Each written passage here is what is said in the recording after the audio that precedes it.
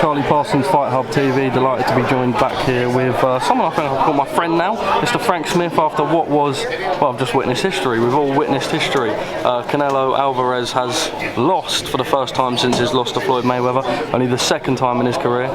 Dmitry Bivol, fantastic tonight, just first thoughts. Yeah, unbelievable performance from Dmitry Bivol. I think we all knew what he could bring and what he could do, you know.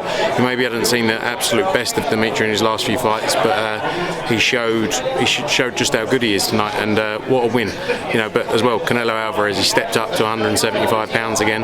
What he's done in his career, where, you know, the belts he's won, what he's done for the sport, you know, he took a chance. He could have taken easier fights. He could have taken easier fights all the way through his career. He's never done that. So, you know, both guys deserve a huge amount of respect. Scorecards 115, 113 all around. That makes it 7-5. How did you score the fight? I think it's a bit wide, personally. A little bit wider than that, probably. Just your reaction on the judges giving the first 4 rounds to Canelo? I mean, a lot of people, if anything, had the first 4 rounds to Dmitry, maybe 3-1, maybe 2-all. You can't. Yeah, well, maybe I had it 2-all, but yeah, I think I'm not the best scorer of a fight, but I believe Dmitry Bivol won.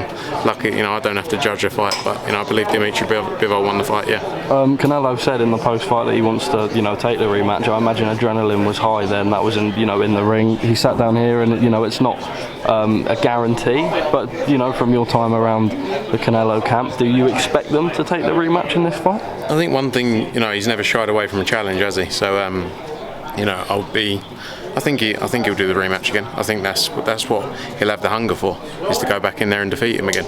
Is this bittersweet for yourself, Matchroom and DAZN, because obviously, you know, pound for pound star that is Canelo Alvarez, and he still is a star. I know you promote Dmitry Bivol as well, and I know Bivol joked a couple of days earlier in the week, you know, I'm Team Frank Smith. If I win this, I want Frank Smith promoting me. But, you know, when you put a lot behind someone like Canelo, it's, you know, almost like when Anthony Joshua lost to Ruiz and Usyk. Is it a bit gutting in that aspect that you know, it's another star and then another loss? Yeah, I think it's different when you promote, or like when you're involved with both fighters, because you got a relationship, like you built a relationship with both fighters. So like Bivol, I've known and worked with for like 5-6 years.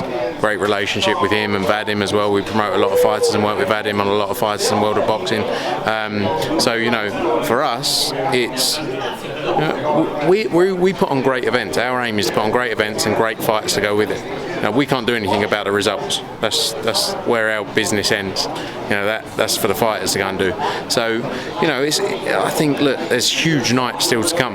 There's huge nights to come, and, you know, Canelo will be back again, and Bivol will be back again. So. What do you yourself think went wrong for Canelo? I mean, he looked tired in there at times. I mean, his chin, no one can fault that, outstanding. But I thought he looked, you know, maybe more tired than he usually. Maybe the extra weight. It was his first time since 2019 up at 175. I don't think you can make any excuses. He hasn't made any excuses. So I don't know what went wrong. He went in there against a guy who was very good, again, Dmitry Bivol, and Canelo has shown how good he is over the years and years and years. I argue, you know, easily the pound for pound #1 in the sport.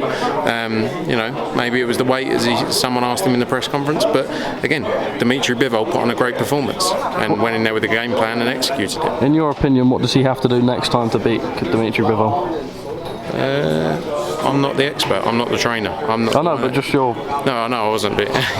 But I can't really tell you. You know, maybe he goes in there, maybe because as he said, he thought he was winning the fight or winning the round. So maybe he didn't have as much urgency to go in there. Maybe he could have, I don't know, put more power shots in. But, you know, look, let's see what happens. I think first focus is Dmitry Bivol, great win for him tonight. Canelo's going to take some time, and then let's see where we go from there. Just finally for me, in the contract, it would be that if he won here, he would fight Golovkin. What would it say that if he lost or drew here? Is the Golovkin fight still contractually obliged? Or? Well, the Golovkin fight was obviously based on him winning tonight, but let's see. Like as he said there, he's got to take some time, decide what he wants to do, and go from there. Thank you, Thank you, Charlie. Thank you, mate. Cheers.